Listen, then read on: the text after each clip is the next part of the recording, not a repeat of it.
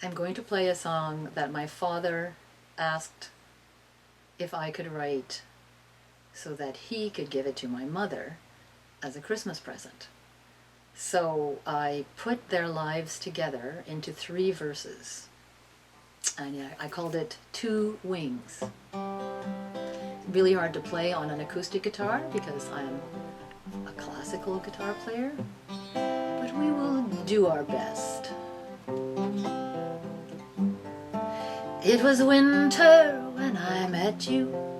I loved you at a glance, for I recognized your soul without speaking a word. We courted all that summer. I loved you in your letters. We were married in your father's garden.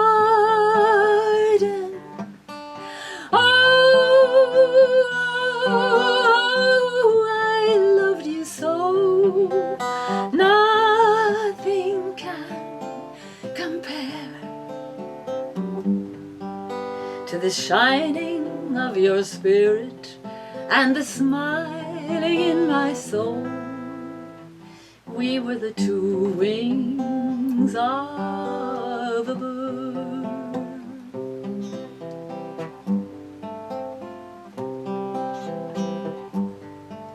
You were fragile as crystal, crystal clear as water, and the water tumbles down through the rocks to the sea.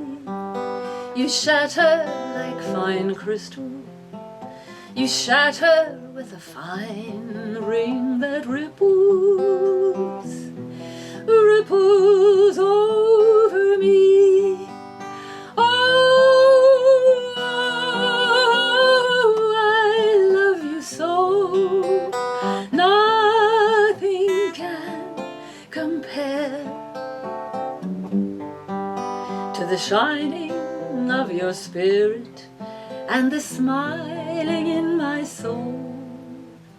We are the 2 wings of a bird.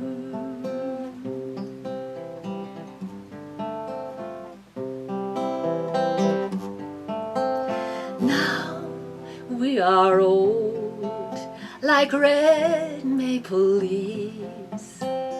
We've been stood on foreign shores, been frozen with pain.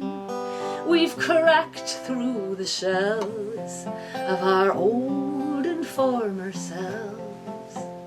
We've been burnt and resurrected again and again. Oh,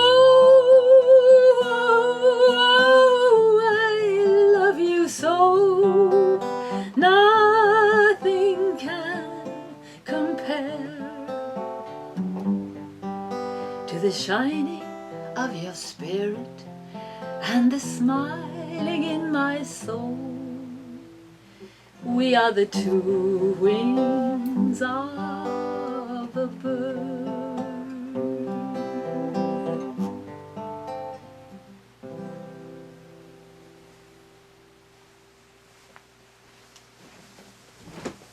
Wonderful. I'm Terry Hoknes, your host here today. We're here with Nancy Ward. We're going to talk about her amazing long journey in music, all the wonderful things she's done.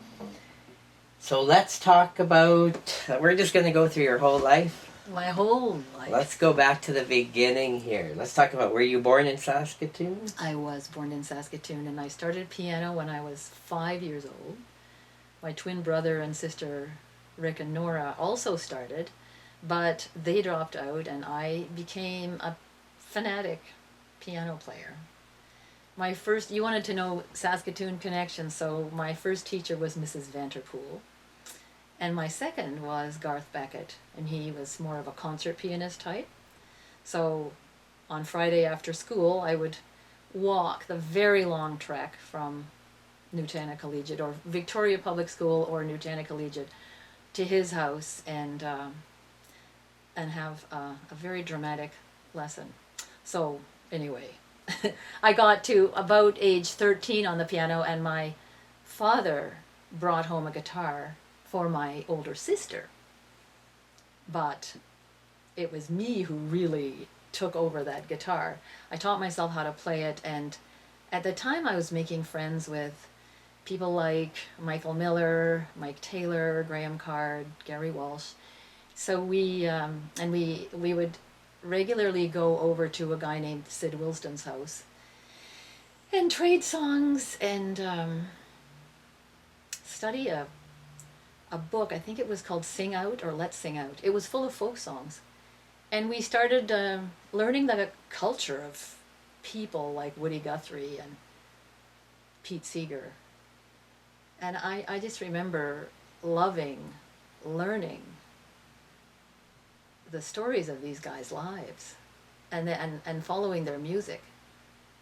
We were closely in touch with the songs of that time. When Bob Dylan came out, we were riveted by what I now think was his articulation of the times we were living in. He told us what we were going through, and there were certain key songs.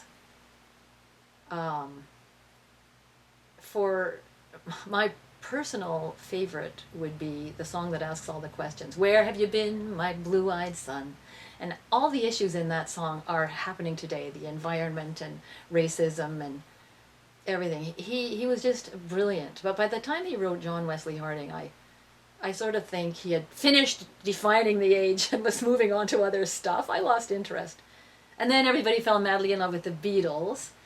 I was a late lover of the Beatles. But here in Saskatoon, there was Joni Mitchell. And do you want to stop me? Or shall I just keep on rolling? I listened to Joni Mitchell and thought, wow, she is so personal. How can she dare expose her inner self, like Michael from Mountains? That's a guy in her life. And all the other songs that she wrote that were so personal. I wasn't writing songs. And I wondered, why aren't I writing songs? And concluded it's because I don't have anything to say yet. But there was a time that I did start writing songs, maybe in my early 20s. And I was afraid to be as personal as Joni Mitchell. So I wrote 2 songs that had the most personal parts in French.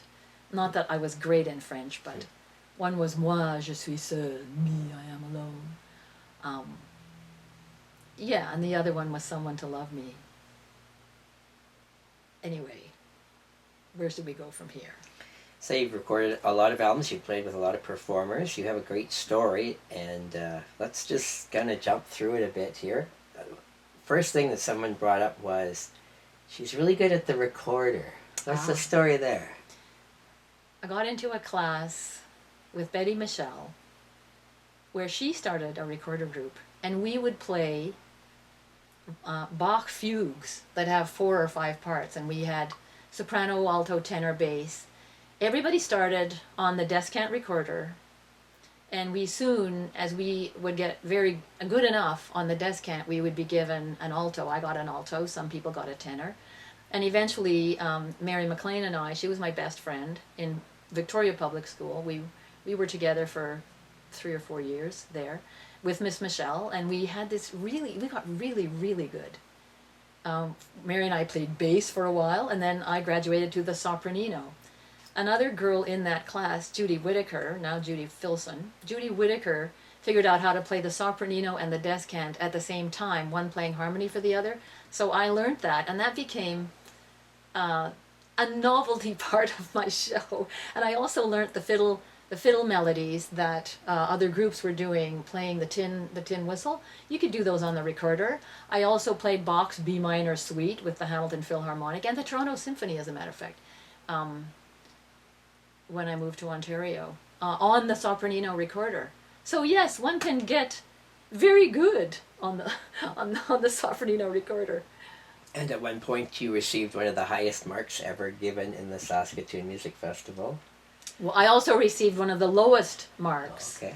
I was in grade 4. I was in Kingston, Ontario. Dad had a sabbatical, and we all went out to Kingston. And I was 75 in a class of 75 for playing a Bela Bartok piano tune. And On the way home, my music teacher and my mom were like really stunned because they thought I was so good on the piano. They said, "What happened, Nancy?" And I said, "Well, I couldn't play the piano." My piano was really easy to play. The keys went just down and they kind of bounced and sparkled around when you played them. The festival piano, you could hardly push the keys down. That was one problem. The other problem was the piece, Bela Bartok's Play. To me, it had no heart. There was no, to me, I'm sorry, Bela Bartok, but I couldn't like that piece. Anyway, so I had a good cry, but it was a good lesson. It taught me you can never practice enough, and try to go beyond the norm.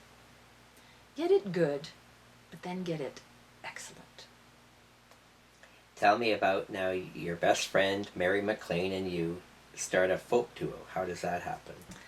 Our high school, Newtana Collegiate, had an annual music night or talent night, and they called it Lit Night. Not sure why. Lit was probably short for literature or literacy night or something. You could sing, you could do a skit, you could play whatever you wanted. And I think it was her idea that we learned these two folk songs. We learned The Whale, which is a great old ballad, and Today, which was a beautiful song. I think we learned it from the Christie Minstrels. We sang them really well for Lit Night. I think we were in grade 9 or 10, and people thought we must be a record. They didn't think that we could be really live performing. We sang in harmony and played the guitar. And we played some coffee houses that were very big in Saskatoon in those days. Just about every church had a coffee house in its basement every weekend. And I remember sometimes doing 2 different places the same night. I was mad to play and perform in those days. I felt more at home in front of a huge audience, the bigger the better. And so I started developing my performance ability. Mary and I were seen one night by Richard Burney Smith, who was the choir master at St. John's Cathedral. And he went home and wrote a piece for us. It was a hymn. And then he came to us and invited us to sing it. And we did. And he asked us to continue coming and doing folk masses. So we thought that was a real fun thing to do. Get up early Sunday morning, walk across the 25th Street Bridge, which now is called the University. And we did that winter and we did that summer. I'm not sure how long we did it, but I remember turning 16 still doing it. Along the way he wanted us to become Anglicans, but that never happened. But we did. I can still say the whole Nicene Creed. We still remembered all of the service and stuff that went on. And we also were, because of Richard Burney Smith, we went into a quartet and we did Latin motets and things, which was part of our education. We also joined the Saskatoon Girls Choir, and we learned some psalms and other really, really lovely music. So it was all part of the musical formation of both of us. She went on to become a jazz singer with Skip Cutts, and they performed a lot around town, as you probably know. And she had a fantastic jazz voice. You should interview her as well. What was your role in the folk mass? What all did you guys have to do?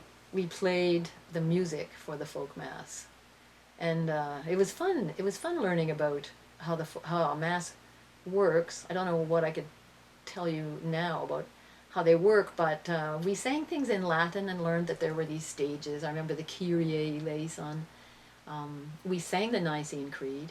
We did whatever music was required, but out of it did weddings and stuff.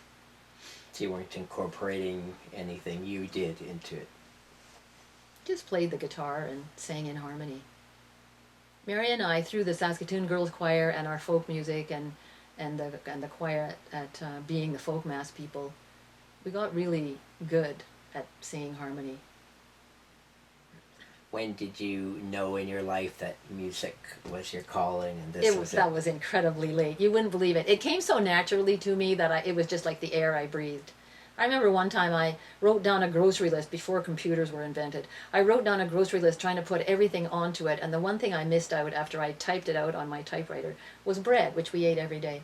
For the same, it was me. Music was like that for me. It was the air I breathed. So I didn't even know that I was a musician until I was 24. And I was playing the piano and I learned a French song, and it was so, this French song was so beautiful. And the things they sang about in French, he was singing about the veins of quartz. I love you like the veins of quartz. Then I discovered Jacques Brel, whose famous song, Ne me quitte pas, il faut oublier tout peut s'oublier, qui s'enfuit déjà. My God, his love for her was so great, he was going to dig in the earth and cover her body with gold. I thought, I was blown away by that poetry. And speaking of poetry, the folk songs that were floating around and became the stuff that we were living and breathing, the poetry of those songs, the reason those songs are still around is because they touch the heart and the mind so beautifully. And I was just in love with the songs we sang. I remember one called East Virginia. Oh, I was born in East Virginia. The feeling I got singing those songs, it just cannot be matched. I remember walking up at the lake, Waukau Lake. We would go to Waukau Lake every summer, and I would listen to the Kingston Trio and sing, walking down the track, got the sun behind my back. It just, anybody who sings knows what I'm talking about. It just takes you to a higher place. Do you remember the first solo show you ever played? No, I don't. You should have asked me that yesterday. Do you remember any, when you first started doing your single act performances, do you think you were just naturally, you mentioned you liked performing, so was it always comfortable, or do you think you would have ever had a stage fright moments early on? I learned, you know what? It might have been the Mikado in grade 6, where Miss Michelle had us put on the Mikado, and I was the Lord High Executioner, Coco. I did a really great job. And I say that because it's true. I loved the role. I got to sing great songs, and Mrs. Sheckman, whose kids went to Nugent, she was in the crowd, and afterwards she said, Nancy, we're going to see you on Broadway. And I thought, yeah, I'm sure that's going to happen. As it happened, my life didn't turn out that way. But that might have been the first real public appearance. As a single folk act in the mid-60s, do you remember, how did you land up getting gigs and performances? Seems to me, growing up in Saskatoon, they were just everywhere. I don't know how I learned about them. I don't know how. They just happened. And then there's the Pioneera phenomenon, where all of us were at Pioneera expected to play 15 minutes each, and we decided to band together and do a thing together. And I know Humphrey and the Dump Trucks came out of that. Don't push me any farther on memory, because I'm really dumb and really old. So when Michael Miller, Graham Card, and the other guys, Mike Taylor, Gary Walsh, at that time, had they ever played together before, or was this right at that moment? This is. Seems to me that it gelled right then. And we called Gary Walsh, the banjo player, and then the auto harp player, Humphrey Dump Truck. Maybe it started from somebody naming him Humphrey Dump Truck, but it was just for the sake of humor. But we eventually lost sight of his real name. He was Humphrey Dump Truck. Who's Gary Walsh? He's probably reclaimed the name Gary Walsh by now. So tell me a little bit about the folk act that you were doing at that time. You would sing, you played guitar. Did you incorporate other things? I didn't at the time. It was me and my guitar. I did bring a banjo home one day. I remember getting paid $150 once for a gig, and I went to a palm chop the next day and bought a banjo. This is a good story, because when I brought it home, my mother said, "You're not playing a banjo in this house." She didn't like the sound of a banjo. I loved it. I think that drone string, the one that never changes, it's almost like Middle Eastern music. And I loved playing things and working out arrangements on the banjo. Anyway, I went over to Miller's house and played the banjo over there. I was allowed. And then you were also at this time going to university. What were your goals there at that time? Too bad. I didn't really have goals. I did music and literature. I didn't really know that what I was going to do with them or why we were there. I think that's true of a lot of kids who go to university. Why am I going? So at the end of year 2, I got the invitation to join Tranquility Base, a band in Ontario. It wasn't called Tranquility Base then. It was Ian, Oliver, and Nora. And Ian Thomas, some people might remember Ian Thomas. He was the leader. Do you want me to tell the Golf Steakhouse story? Sure. Well, turning points in one's career. I was a singer-songwriter, and I was playing. The coffee houses had kind of gone quiet, but Golf Steakhouse was still hiring acts. So I was playing at Golf Steakhouse, and I remember my job was to carry my guitar, look artistic, go from table to table, and serenade people. I was actually very, very embarrassed. And I saw Dr. and Mrs. Gelman having their steak dinner at Golf Steakhouse. I was expected to go, and I went and serenaded them, but I felt I was embarrassed. I'm sure they were embarrassed also. And I got this terrible migraine headache and just decided I'm never going to do this again. So I went home and went up to Wakaw Lake to the family cottage. And I didn't speak. I didn't open my mouth for 2 weeks. There was no one else there but me. I just got in the canoe and went way up the lake. And I thought that would be the end of my musical career. But then I got a call from Richard Bernie Smith, who now lived in Dundas, Ontario, and he knew of this little rock band it was a folk trio at the time, and they were expanding. They wanted to become a rock band. They were getting a bass player, and they needed someone to play electric harpsichord and add a voice. We were 5 voices. And so I decided, why not? I went out to Dundas and worked with them. We did some interesting things. Boris Brott with the Hamilton Philharmonic took an interest in us and worked with us, and I did arrangements. I found out then that I could hear all the parts in the vocal songs, big vocal songs of the day, like by the Association and the Beach Boys. And so I became the person who would listen to the songs and give the people in the band the parts, and I played the electric harpsichord. So I became well known for singing the synthesizer line in Good Vibrations. Ooh, remember that?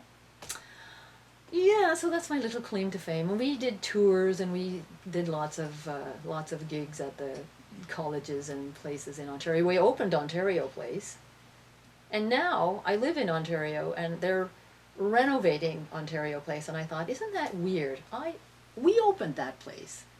And now it's so old that they have to kind of remake it. That's how old we all are. Yeah, well, okay.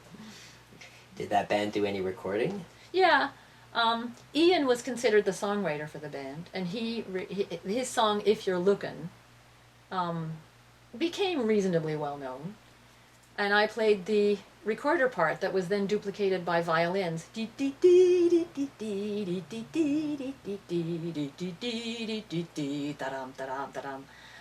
made that part up, and violins took it and played it.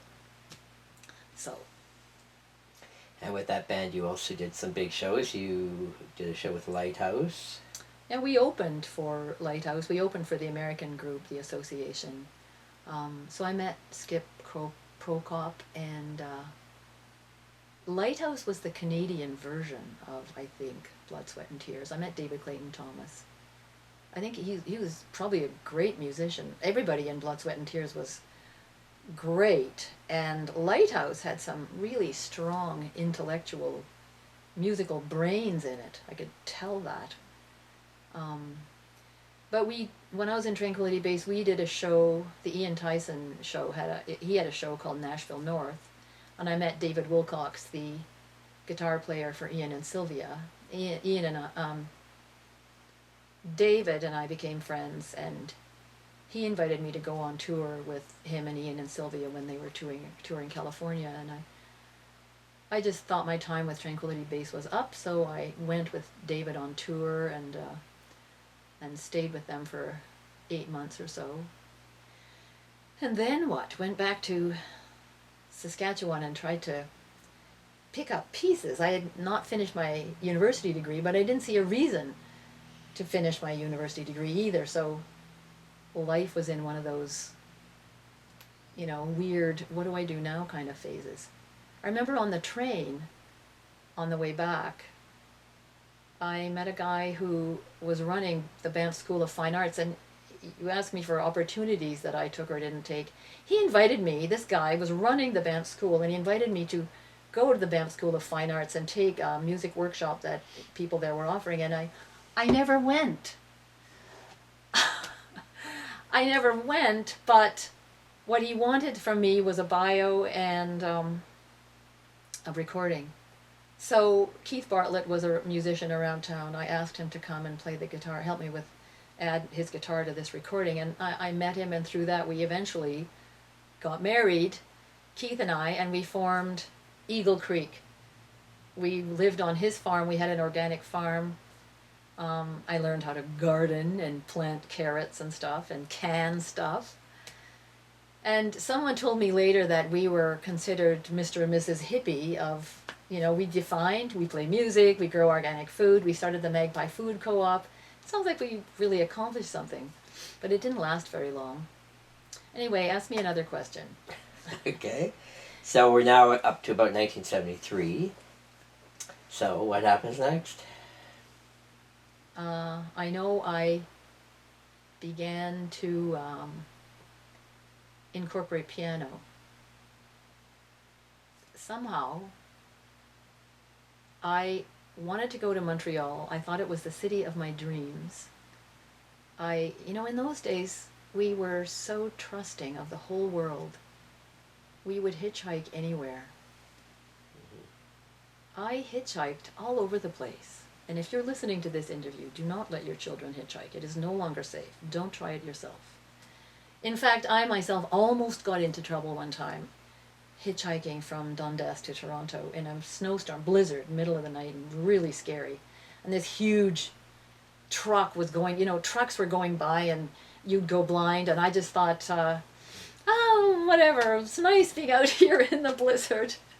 This one guy picked me up, and I know he had evil intent. So what I did was I knew he meant to do me harm. So I just quietly figured out how to open my door, and when we came to the first stop, I opened the door and got out. And I was there in the snowstorm, but I was in Dundas, and I walked home. That is a narrow escape. Anyway, where were we? Did you ever play with Sylvia again? Oh, because I had met them when I was with David Wilcox. I was in Saskatoon. I'd been married to Keith. We had a daughter, Jessica. I had become a member of the Baha'i Faith, and they had invited me to perform at the National Convention, which was in Guelph. So I packed a suitcase with all Jessica's clothes and diapers, and a few clothes for me. Just one suitcase for the two of us, flew out to Guelph, and sang and missed the plane back. And I kept that plane ticket. I should have still have it, but I eventually thought, no use having this. I went to Stratford. When I missed the plane back, my grandmother said, well, maybe there's a reason why you're in Ontario, dearie. So who do you know? And I said, well, I know Sylvia Tyson. She said, well, give Sylvia a call. I called Sylvia, and Sylvia, I can't believe, she said, Nancy, I have been looking for you across Canada. Ian and I have split up, I'm starting my own band, and I need a piano player. So how weird is that? I started playing piano for Sylvia and backup vocals. And it was good because we were home with our children. It was tough on me. It was tough on Jessica. Like I could hardly eat. I was so nervous about leaving her. But at the same time, it was good. It was nice playing with Sylvia. And at one point, she hired on my behalf a country piano player. And I had a piano lesson with him and learned some country licks, which was really great. So I became her piano player. We toured the West Coast, we toured the East Coast, we did some tours in the States. So I was just going to quickly ask you about, you're traveling with Sylvia and you're doing all these tour dates. At that time, did you like all that traveling? And I found the traveling really painful because of my little girl, Jessica. My heart was just broken to leave her. I'm interested to read nowadays about other singers who are having babies, and I can't remember who it was I recently read, but it was today or yesterday. She was saying she's got this little girl and she just has to cancel the tour, just can't realize that she can't leave her little girl. And I felt exactly like that. I almost thought that I can't eat anymore. I was so upset. But one time we were touring the Maritimes, and I just want to tell this because my sister and her husband were in the audience. It was Sylvia's show, but I was given one song to sing in every Sylvia show. And I performed Moi, je suis seule, the one that's half French and half English, and I got a standing ovation. And Nora reminds me that happened. Because it was an acknowledgement that you're good enough that you should be on your own. You should be. And I had met back in Ontario. I had met Tom Johnson. He comes from New Zealand, but he was living in Ontario, and he said to me at that time, "You should leave Sylvia and go off on your own." Well, what do you do at that time in Toronto? It was play. There weren't any coffee houses anymore. You had to play in bars. So Tom and I got married. I was playing in bars, and just like I got to that Gulf Steakhouse event where I thought, I can't do this. I was playing in a Holiday Inn in Kingston. I was pregnant with Daniel, my second child. And so I was sick, as we all are when we're pregnant with somebody in the early days. And I thought, I can't do this. So then what? Well, I got an agent in Toronto. I tried playing a few clubs in Toronto, but I just thought, if this is what I have to do to be a musician, I can't do it. So there are a few times in my life when I have to draw a line, but I drew a line. And the people who rescued me then was the Baha'i community. They always need singers. They're always having events. And I spent the rest of my life really doing, in concert artist settings, I performed for more national conventions, more big meetings, wherever there were Baha'i communities. And I had a lot of fun because I could completely be myself. I was very funny on stage. I always made up stuff out of the audience. Like I always played off the audience. And it's funny, my grandmother said she used to give a lot of talks, and she could always tell if there was one person in the room who isn't with you, who is opposing you. She could always kind of register that person with her heart. I have exactly the same experience. But what happens most of the time when I am performing, we're all on the same wavelength, and I could feel that somehow energy was using me as the instrument, and we were all together. Music is really unifying. Yeah, I figure if there's one thing that can unite the world, it's music and sport, because we get countries coming together, people, like there is really great hope for the world in spite of how bad it might look sometimes. And then I was writing songs then, and I still, I'm old, but if there's one thing I still want to do is say those last few things that are important to say. A song that I really love that I wrote is called Do Not Run. And it is the fact that you should just face whatever's difficult. Like Tom and I split up at one time. I had to become a teacher. It was very hard. But I have a metaphor in my mind that when the cup of sorrow is at your lips, you drink it down. You don't throw it over your shoulder. You can't get rid of it. There's no way through it except through it. So I became a teacher. Yes, I taught music. It wasn't fun. There was a lot of kids in the class who didn't want to learn music and were really hard to teach. So I ended up just teaching regular school for all these years. And now I am retired. So let's just talk about the music that I made. Let's step back. Tell me about the first solo album and how that came to happen. I applied for a Canada Council grant. The people judging, to do that you send in some songs. François Dompierre was the Quebec representative on the Canada Council. And he said we had listened to all these weird jazz things all day, and then we got a nice, warm, human voice. That was me. And he said, I want to work with you. So Tom and I moved to Montreal. Daniel had just been born, so we had Jessica and Daniel. And I, believing we were about to record an album, but instead François was busy working with other musicians, and he said, well, you'll have to wait for a while. So we struggled along for a year. I did a bunch of TV shows, but I finally did an album. That was my first ever. It was called Someone to Love Me. We recorded the 2 songs that were in French and English. And the rest of the songs, either I had written and François had done the music for, or I had written them and done the music for. Anyway, at the time that we put the album out was a time when the record company was falling apart, and I had a 3rd child, so things were getting too hard to, like, for me, I made a decision that I can't handle all these children and the musical career, so, and then we moved to Wisconsin. So, I've just, for the rest of my life, just performed here and there, usually for the Baha'i community, and I did that one album. I did a children's cassette on the theme of peace. Then I did another cassette of songs for the environment.